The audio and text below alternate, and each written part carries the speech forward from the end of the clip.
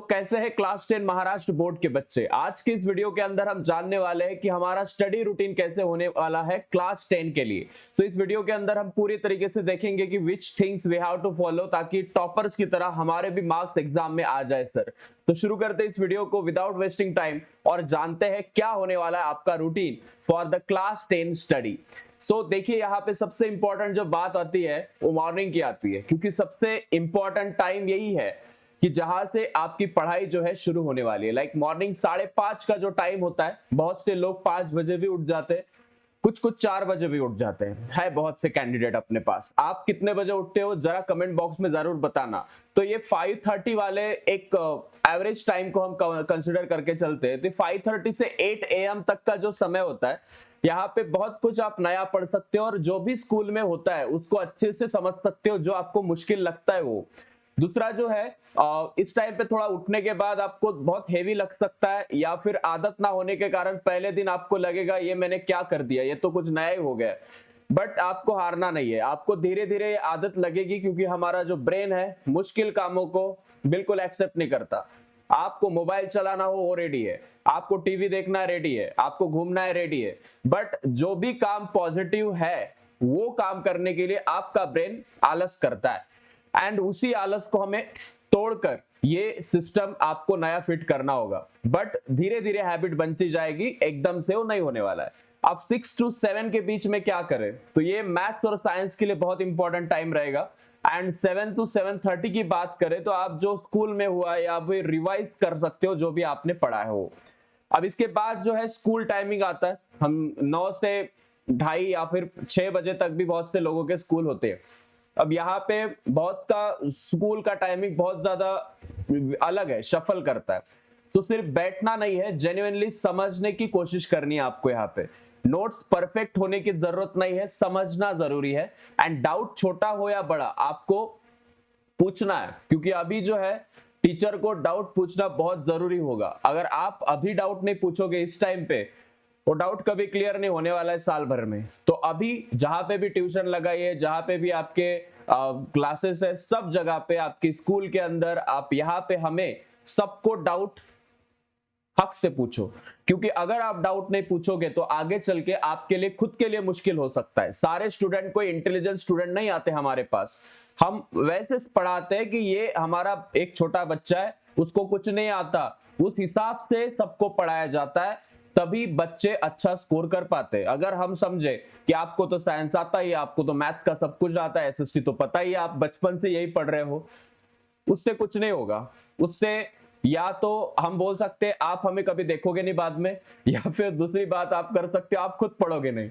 तो इसलिए आपको ऐसे ही पढ़ाते हम, ताकि आप एक छोटे से एक नर्सरी के बच्चे हो, ताकि सबको समझ में आए। सब एवरेज बच्चे, सभी इंटेलिजेंट बच्चे ये आंसर कंसिडर नहीं किया जाता है।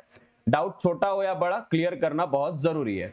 अब यहाँ पे नेक्स्ट पार्ट आता है, वो है इवनिंग का। जब हम स्कूल से सारे बच्चे वापस आते हैं तो थोड़ा बाहर जाओ, आपके आसपास में कोई गार्डन होगा, कोई ग्राउंड होगा, जस्ट वॉक करो थोड़ा सा, ताकि वॉक से ब्लड सर्कुलेशन आपका ब्रेन तक जाएगा। अच्छे से ब्लड सर्कुलेशन होगा तो brain will be ready for another task, क्योंकि इस ब्रेन को जो है थोड़ा सा लगता है उसकी एक्सरसाइज होना जरूरी है, उसकी उसका काम है हमें साल भर में। तो उसको जिस ऑर्गन की हमें सबसे ज्यादा जरूरत है उस ऑर्गन को हेल्दी रखना, दैट इज वेरी इंपॉर्टेंट। या जो पसंद है वो आप कर सकते हो। फिर 1 घंटा आप लाइट रिवीजन भी कर सकते हो, ये भी एक इंपॉर्टेंट बात है।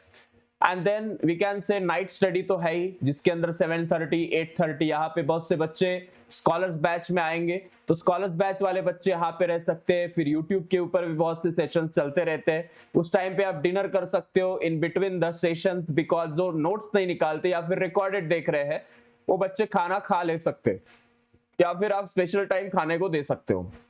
9 से 10 का जो टाइम है एसएसटी और इंग्लिश के लिए बढ़िया टाइम है, क्योंकि इस वक्त पे दिमाग भारी हो जाता है, नींद आने की शुरुआत हो जाती है।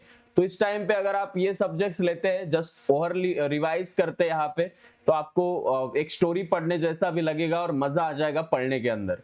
10 से 10:30 एक क्विक रिवीजन, और क्या पढ़ा, कल का प्लान क्या होगा, ये सारी डिसाइड आप कर सकते हो। ये स्टडी रूटीन ऐसा होगा, कुछ लोगों को लगेगा इतना फॉलो हम कर सकते हैं क्या, तो एक टाइम टेबल की तरह इसको समझो। ये सारा का सारा रूटीन अगर आप फॉलो करते हो तो आपका ही इसमें फायदा है। वीकली रियलिटी चेक आपको लेना होगा कि अगर आपको कोई, आपने जो पढ़ा है एक वीक में आपने पढ़ा, और मैं पूछता हूं आपको एक क्वेश्चन, अगर आपको आंसर नहीं आता है, या फिर आधा टूटा फूटा आता है, या फिर पूरा आ जाता है, तो आपको 3 स्टेजेस में खुद को डिवाइड करना है। अगर कॉन्सेप्ट क्लियर है तो टिक करो, कॉन्सेप्ट आधा है तो पूरा करो, और कुछ नहीं आता है तो आपको फिर से पढ़ना होगा और पूरी डेफिनेशन रट कर आपको याद रखनी होगी, क्योंकि कॉन्सेप्ट समझा बट वो याद ही नहीं, उसका कोई मतलब नहीं है। आपको समझने के बाद यहाँ पे क्विकली रिसाइट करना होगा। बहुत से बच्चों को आदत नहीं होती रिसाइट करने की, बट आई विल सजेस्ट कि डेफिनेशंस वगैरह जो है एज इट इज लिखी जाती है और उसको ही मार्क देते हो लोग। तो रिसाइट करो, थोड़ा मुश्किल जाएगा शुरुआत में, लेकिन इतना बड़ा सिलेबस नहीं है कि आप थोड़ी सी डेफिनेशन रिसाइट ना कर सको, बाकी तो मन से लिख सकते हो, नॉट अ बिग डील, ठीक है।